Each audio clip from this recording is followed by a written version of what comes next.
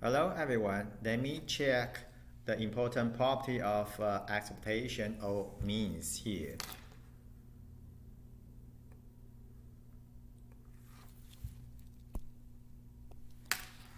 The first one, we have expectation with respect to the variable c multiply x.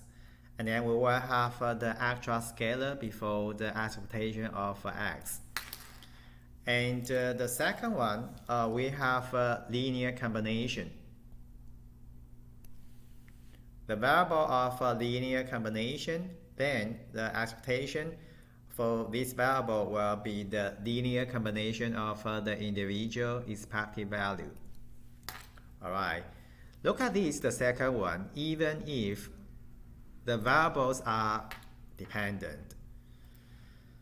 And actually for median, this one I think is simple, so let me skip it. Just focus on the two important properties of means or expectations. So let me use the next page to show the property. So first of all, we have this expectation Cx, and in the following I use continuous random variable to serve as the example. So how to do? If we have the given PDF for x, random variable x. Alright, so for this one, Cx, expectation Cx, actually follow the definition of expected value. We have the whole range. So we have Cx here. However, we still have the PDF for x. If so, look at this. This is a constant, so it can be moved to the outside. And then we have this.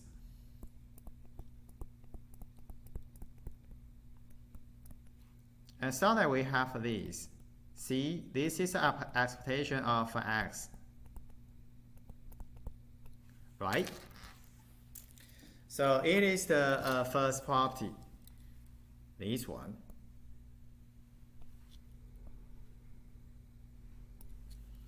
And about the second property, we have multiple random variables. So wait a moment, and let me change the color. For that one, actually we have this expectation linear combination Ci and Xi, I from 1, for example, to n.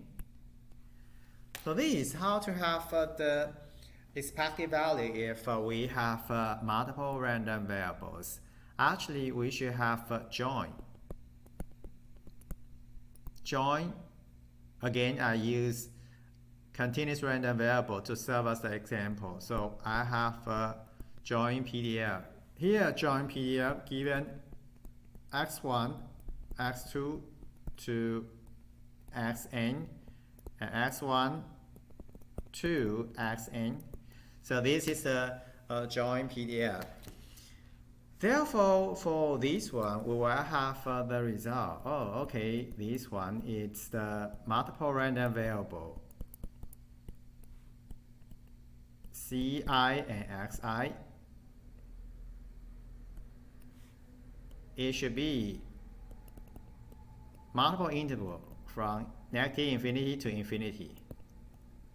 And this one, we have the function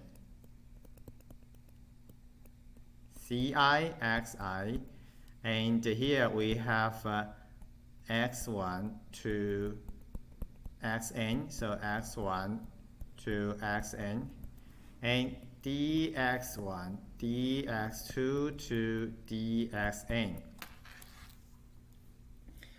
Well, if so, then how to have the following derivation? Look at this. If we have I and I, so we have this one. For example, C1 and X1, so we have these.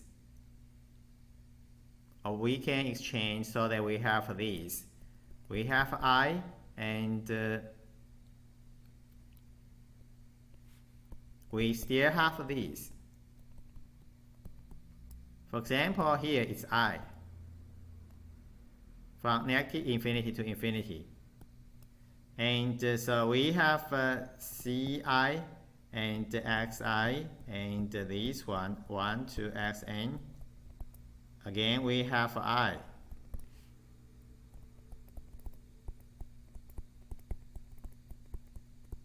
Alright, so dx1, dxi to dxn.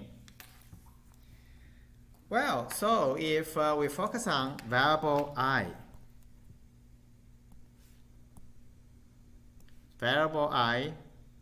alright, and variable I.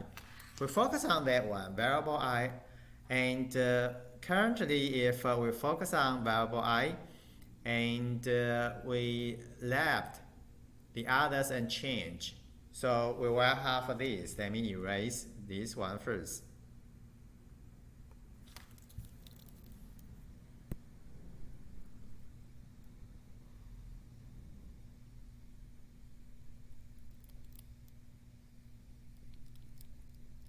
So let me continue to have the derivation.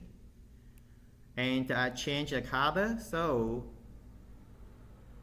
this one equal to, we have the variable I, so we have a variable I, move variable I try to emphasize is variable I, and move it to the outside because we can exchange the order.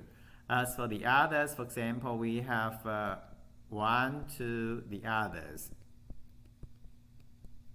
Alright, so here, not equal to I. Alright, and this one is I.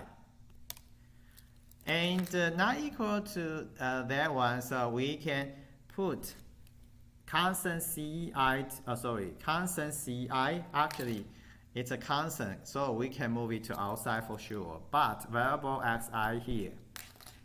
Alright, and for the others we have 1 to Xn, but this one not equal to I.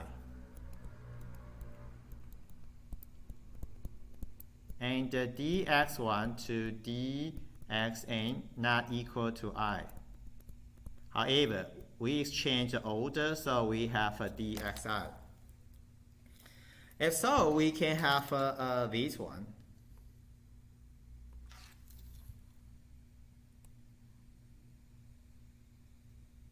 About this one, what it means, actually, this one somehow like we have,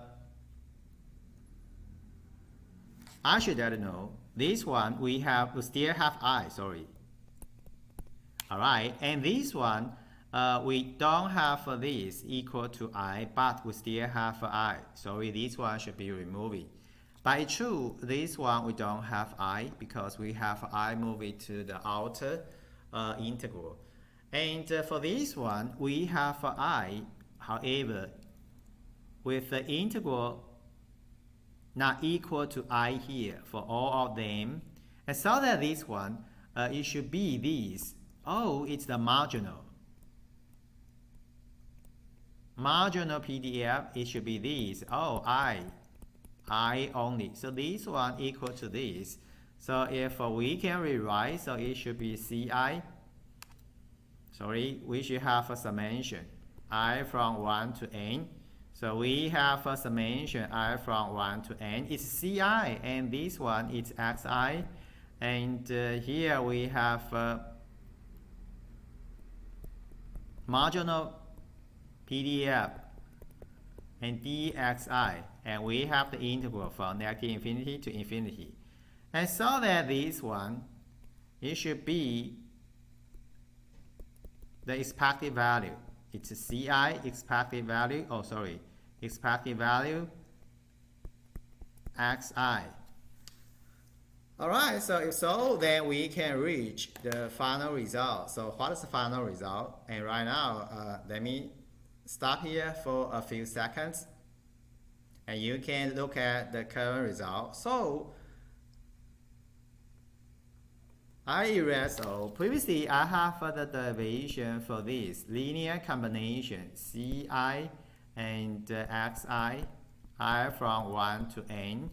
And finally, through the derivation, we have the summation, and we have a constant, and we have the expected value for I. So this is the second property. All right. Well, so I used the join PDF of the continuous random variable to illustrate, oh, okay, the property is valid. Well, look at this. Previously, we have one comment, even x1, x2, and xn they can be dependent because we don't use any assumption of independence. So this one, of course, is still valid.